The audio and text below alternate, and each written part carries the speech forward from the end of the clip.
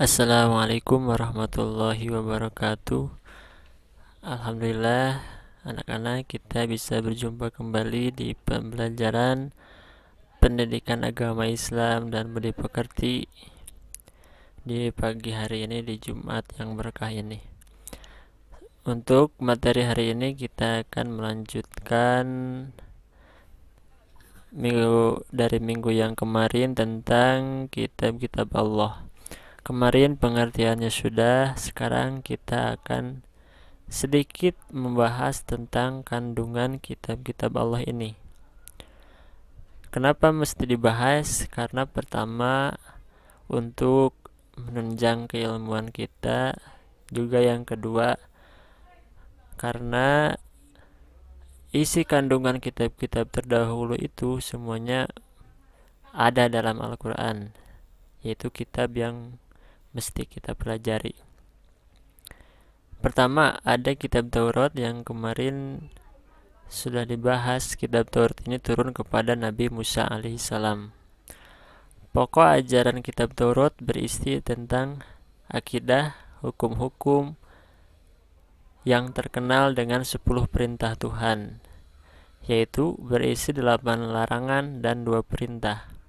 Apa saja? Pertama, jangan ada padamu ilah lain di hadiratku. Ilah ini artinya Tuhan. Jadi jangan menyekutukan Allah, intinya seperti itu. Yang kedua, jangan membuat patung ukiran dan jangan pula menyembah patung karena aku Tuhan Allahmu. Yang kedua ini bantahan juga larangan supaya tidak membuat patung untuk disembah, karena pernah umat Nabi Musa ini membuat patung yang menyerupai sapi kemudian disembah, sehingga muncul larangan jangan membuat patung. Yang ketiga, jangan kami menyebut Tuhan Allah dengan sia-sia. Yang keempat, ingatlah kamu akan hari Sabat supaya kamu sucikan diri. Kalau kita kan hari mulianya itu hari Jumat, umat Nabi Muhammad. Kalau umat Nabi Musa, hari Sabat itu hari Sabtu. Jadi hari yang agungnya itu hari Sabtu, hari dimana untuk bertobat. Yang kelima, berilah hormat kepada bapak ibumu. Yang keenam, jangan membunuh sesama manusia. Yang ketujuh, larangan berbuat zina. Yang kedelapan, larangan mencuri. Yang kesembilan, larangan menjadi saksi palsu. Dan yang kesepuluh, larangan berkeinginan memiliki hak orang lain atau mencuri, atau bahkan mendolimi orang lain seperti memukul, kayak gitu ya.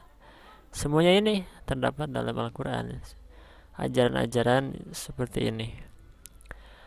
Yang kedua, ada kitab Zabur, yang mana kitab Zabur ini diturunkan kepada Nabi Daud alaihissalam, yang isi kandungannya antara lain kumpulan pujian-pujian kepada Allah atas segala nikmat.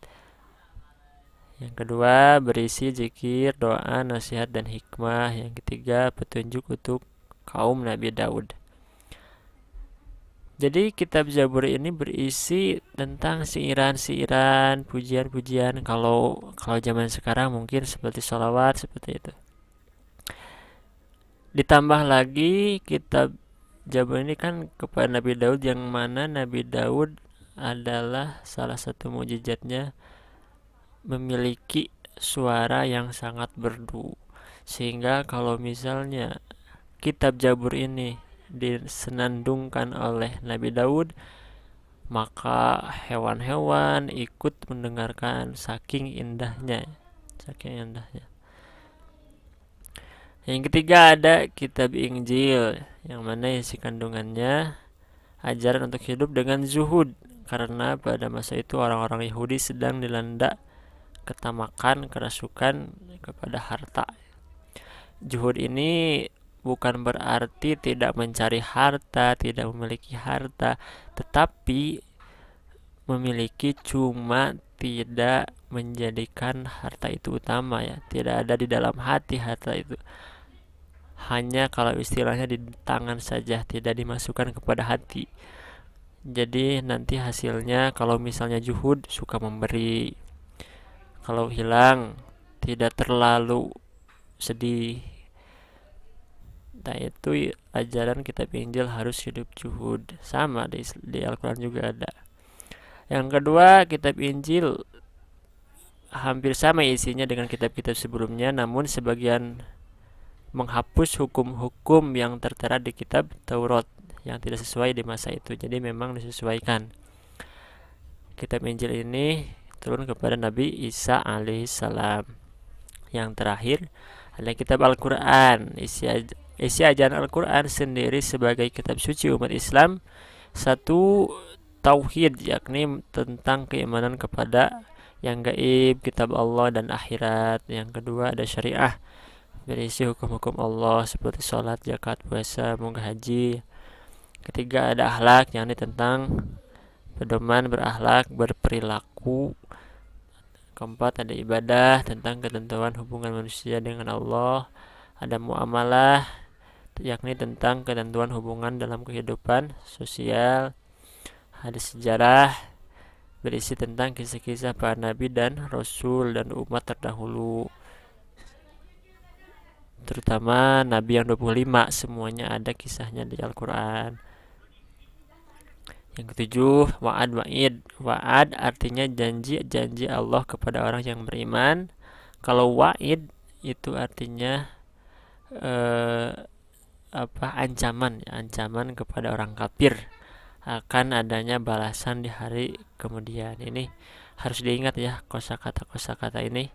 Wa'ad wa'id, muamalah, ibadah, kemudian ada akhlak, syariat, tauhid. Itu kitab yang wajib diimani, ada 4 ini ya, sampai Al-Quran. Itu wajib hafal semuanya, yang wajibnya. Tapi sebenarnya kitab itu yang turun tidak hanya 4.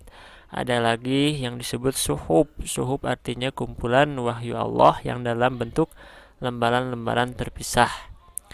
Suhuf diberikan kepada Nabi dan Rasul Allah yang berisi hukum dasar sebagai pedoman untuk menyiarkan agama kepada umatnya. Suhuf diturunkan Allah seperti kepada Nabi Ibrahim, Nabi Musa, seperti dalam surat Al-A'la ayat 18 sampai 19. Suhufi Ibrahim wa Musa, ada ayat seperti itu ya dalam surat Al-A'la.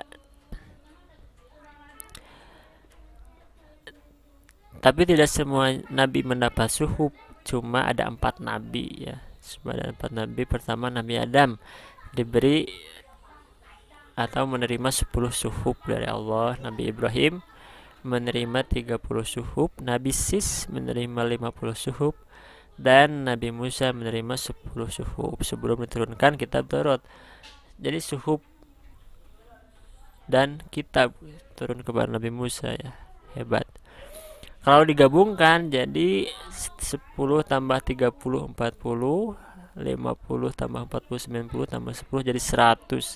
Jadi semua kitab yang diturunkan Allah itu ada 104 semuanya. Tapi yang wajib diketahui mah hanya 4 ya. Lanjut, cara beriman kepada kitab Allah meliputi 1, beriman meyakini kitab suci tersebut diturunkan dari sisi Allah. Jadi harus hanya diyakini saja ya, hanya diyakini, tidak perlu mempelajari Taurat atau Injil, tidak perlu. Kita hanya perlu mengimani saja. Kalau yang mesti dipelajari nanti Al-Quran.